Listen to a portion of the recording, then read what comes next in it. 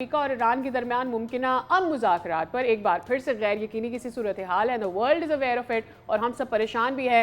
White house और सदर Donald Trump ने दोहा में आज मुज़ाकरात की तस्दीक तो कर दी है, लेकिन ईरान ने यह वाज़ेह किया है कि अमेरिका के साथ किसी भी मुलाकात का हमारा कोई प्लान नहीं है। और दूसरी जानिब आपने हॉर्मोज़ पाबंदियों और जौहरी प्रोग्राम पर दोनों ममालिक के बयानात में भी वाज़ेह इख्तलाफ बरकरार है। बिफ़ोर हम अपनी जो मेहमान हैं उनको हम मदऊ करें, मैं दिखाना चाहूँगा, अगर हमारे पास ख्वाजा आसिफ साहब का ट्वीट है और उन्होंने भी इस पर गुफ्तगू फरमाई है और उन्होंने कहा है कि भाई जंग शुरू होने से पहले स्ट्रेट ऑफ हॉर्मोज़ जो है उसका कोई दूर दूर तक अता पता नहीं था, और अब जंग जो मामलात हैं, स्ट्रेट ऑफ हॉर्मुज़ सबसे बड़ा मुद्दा बना हुआ है। एंड ही सेड इन अंग्रेजी ज़बान, जिसका उर्दू में तर्जुमा यह है कि जंग भी क्या क्या नए तरीके इन्वेंट करती है। विद दैट हम चलते हैं अपने मेहमान माहिर बैनुल-अक़वामी उमूर डॉक्टर शाज़िया शीमा हमारे साथ मौजूद हैं। डॉक्टर साहब अस्सलाम वालेकुम, बहुत शुक्रिया, सुबह खैर आपका।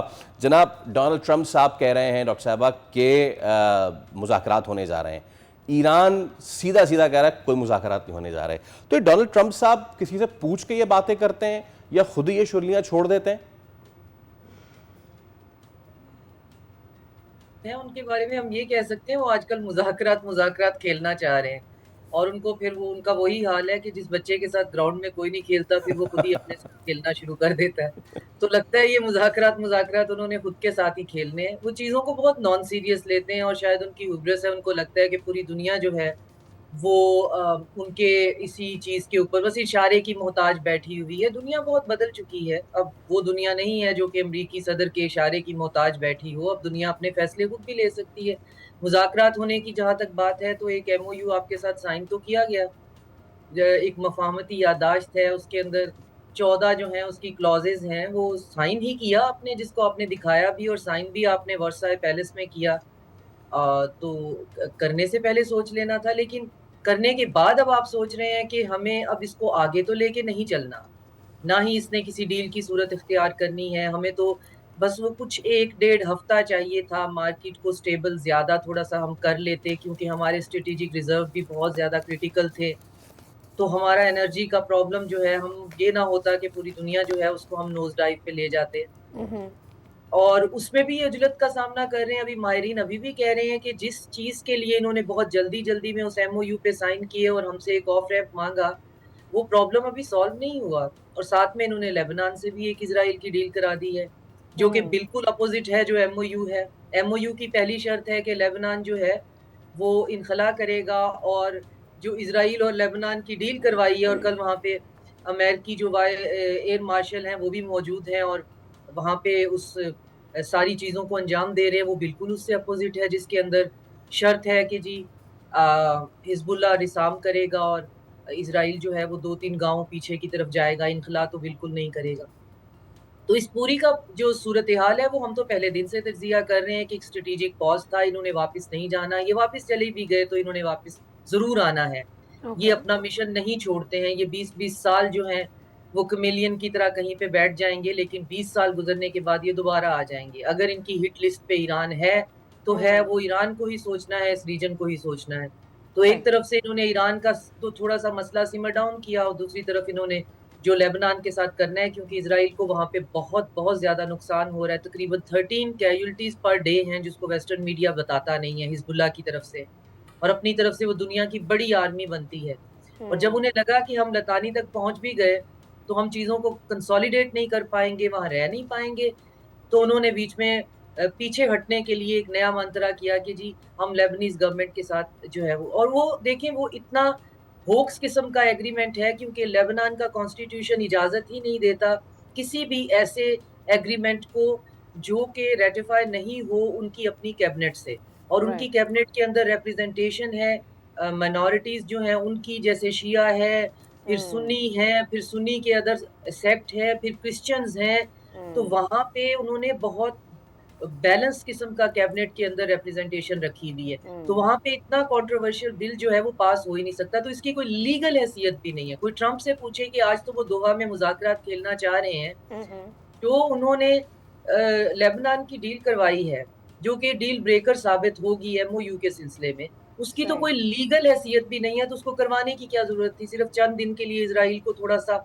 आसरा देने के लिए कि तो ज़्यादा मार पड़ रही है, फेस कीपिंग नेतन्याहू को मिल जाए कि जी मैं एक डील के तौर पे रिट्रीट कर रहा हूँ, रिट्रीट तो उसे करना था।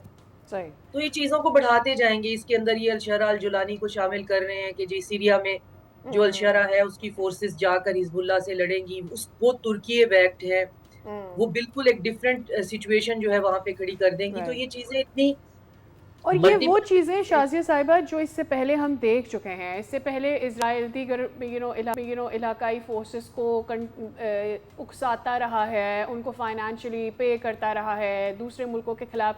I think it's about the time कि इन मुल्कों की इन मिलिशिया को भी सोचना होगा कि वो किसी दूसरे मुल्क के ख़िलाफ़ इस्तेमाल होना चाहती हैं या नहीं, क्योंकि अमेरिका किसी का भी अपेरेंटली सो फोर्थ हमने जो उनका फार्मूला देखा है वो किसी भी मुल्क का है नहीं है उस तरह से।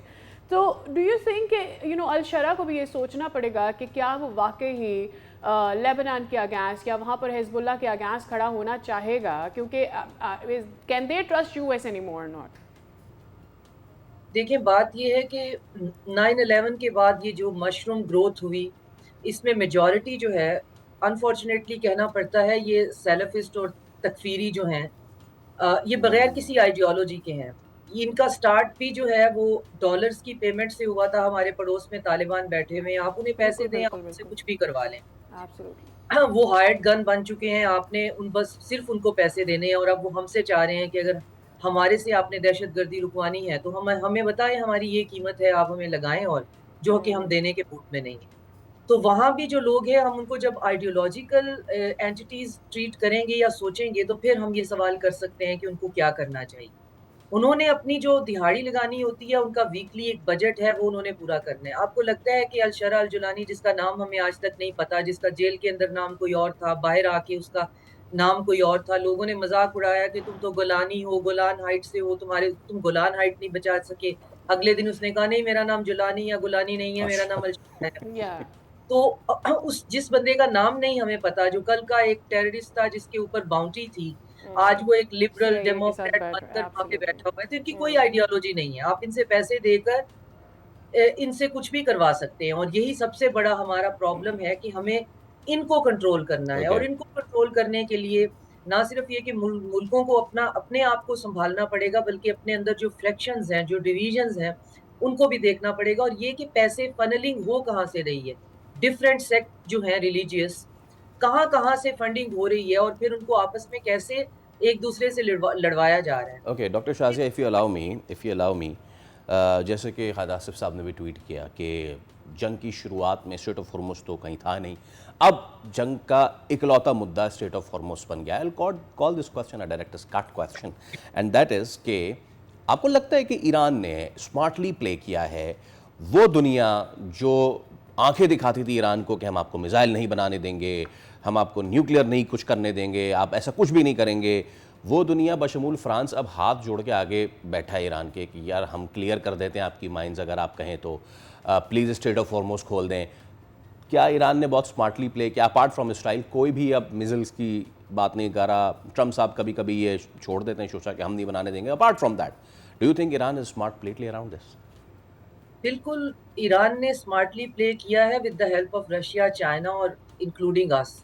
उनको बहुत ज़्यादा वहाँ से काइनेटिक सपोर्ट भी थी, मिलिट्री आर्सेनल की सपोर्ट भी थी, हमारी तरफ से इंटेलिजेंस की बहुत ज़्यादा सपोर्ट थी, तो एक रीजन के तौर पे काम कर रहे हैं ओके। और ईरान ने बहुत स्मार्टली प्ले किया है। ईरान बहुत पहले ये स्टेट ऑफ हुर्मुज़ वाला काम कर सकता था, इकोनॉमी तो उनकी पहले ही जो है वो बिल्कुल बर्बाद हुई हुई है। खाने के लिए वहाँ पे जो एक ब्रेड है उसकी उसके हज़ारों की जो है बाज़ औक़ात वो इरानियन रियाल में उसके पैसे चले जाते हैं। या करेंसी डिवैल्यू हो गई हुई है। तो वो पहले कर सकते थे लेकिन उन्होंने राइट मोमेंट पे जब उन पे वॉर ऑफ एग्रेशन कर दी गई, जब वो ओमान के अंदर बैठकर जो डिस्कशंस कर रहे थे तो दुनिया में उसके ऑप्टिक्स भी थे कि जी वो तो टेबल पे बैठा हुआ था।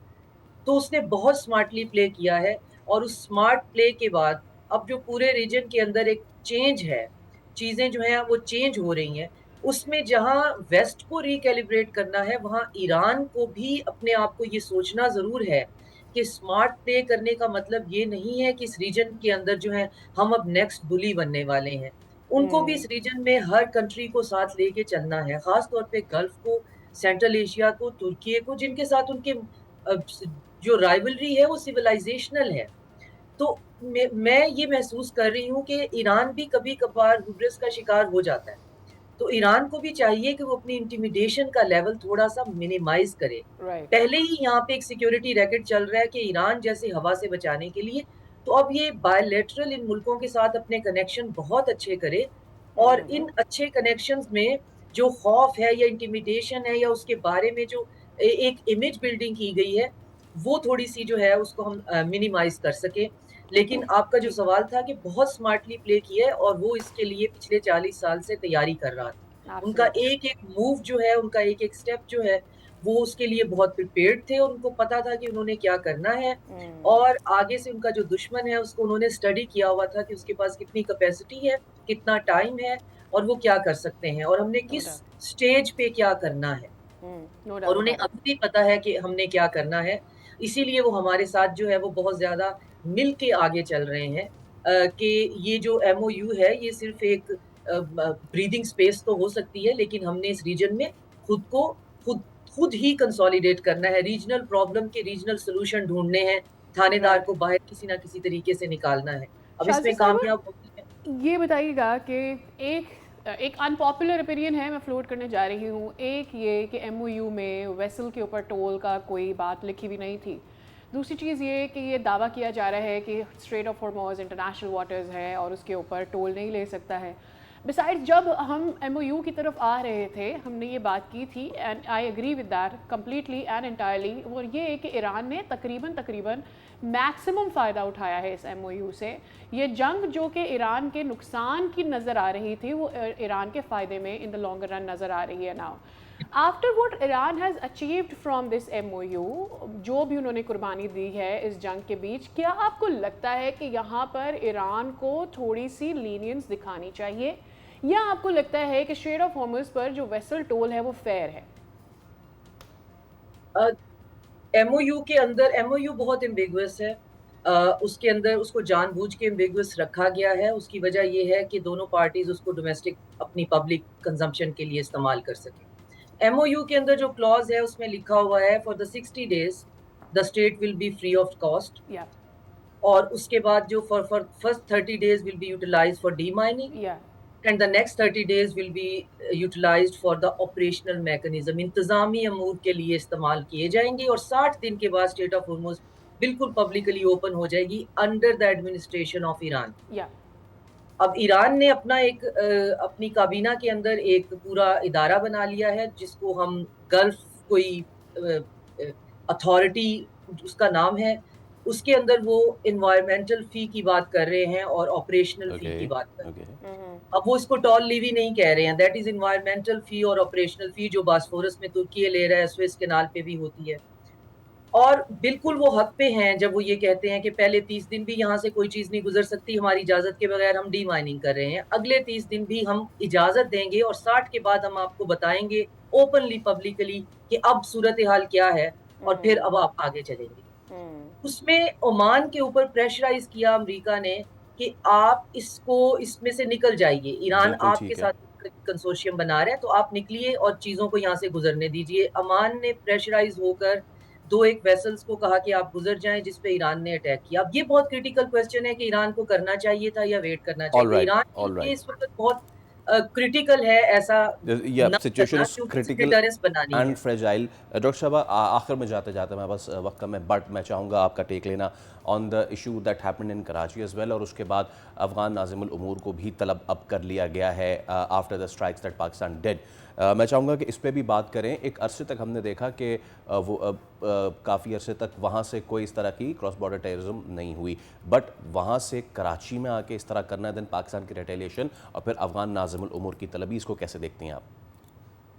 तालिबान एक ऐसा ओपन वुंड है हमारे लिए, एक ऐसा कैंसर है जो कि अब पूरे ओह! रीजन के अंदर जो है इसने फैलना ही फैलना है। हमें यहाँ पे एक नेट सिक्योरिटी प्रोवाइडर का बैज पहना के बिठा दिया गया है कि हम इसका स्पिल ओवर रोकें, लेकिन हम अपने बच्चों की लाशें उठा के जो है हमारी भी कैपेसिटी है एक। बिल्कुल। हमें इंटरनेशनल कम्युनिटी को इन्वॉल्व कर लेना चाहिए।